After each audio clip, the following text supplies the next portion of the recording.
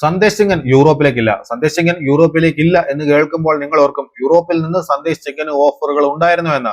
ഇംഗ്ലണ്ടിലെയും സെർബിയയിലെയും ക്ലബ്ബുകളിൽ നിന്ന് സന്ദേശ് സിംഗിന് ഓഫറുകൾ ഉണ്ടായിരുന്നു. ഇംഗ്ലണ്ടിലെ ഒരു ലോ ടയർ ഡിവിഷനിലെ ക്ലബിൽ നിന്നും സെർബിയയിലെ ടോപ്പ് ടയർ ഡിവിഷനിലെ ക്ലബ്ബുകളിൽ നിന്നുമാണ് സന്ദേശ് സിംഗിന് ഓഫറുകൾ ഉണ്ടായിരുന്നത്. എന്നാൽ അദ്ദേഹത്തിന് പോകാൻ സാധിച്ചില്ല. വർക്ക് പെർമിറ്റ് ഇഷ്യൂ കാരണമാണ് ജിങ്കന് പോകാൻ കഴിയാതിരുന്നത്.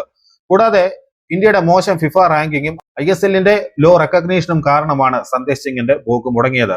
ഇതോടെ അദ്ദേഹം ഗോവയിൽ തന്നെ തുടരുമെന്ന് ഉറപ്പായിരിക്കുകയാണ്. 3 വർഷത്തെ കരാർ ഉണ്ടായിരുന്ന സന്ദേശ് സിംഗിന്റെ കരാർ അവസാനിച്ചിരുന്നു. അതിപ്പോൾ 1 വർഷത്തേക്ക് കൂടി നീട്ടിയിട്ടുണ്ട്. പല പ്രമുഖ താരങ്ങളും കോച്ചും ഉൾപ്പെടെ ഗോവയിൽ നിന്ന് പോയല്ലോ. മനോലോ മാർക്കസ് പോയി, ബ്രൈസൺ ഫെർണാണ്ടസ്, ആയുഷ് ഛേത്രി, ക്രാസിച്ച് ഇവരൊക്കെ ക്ലബ്ബ് വിട്ടു പോയത് കൊണ്ട് തന്നെ ജിങ്കൻ FC ഗോവയിൽ തുടരുന്നത് വളരെ ഉപകാരപ്രദമായിരിക്കുമെന്നാണ് അവർ പറയുന്നത്.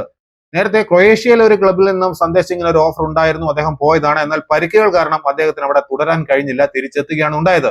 എന്തായാലും തുടർന്നും നമുക്ക് സന്ദേശ് സിംഗിനെ FC ഗോവയുടെ ജേഴ്സിയിൽ തന്നെ കാണാൻ സാധിക്കും.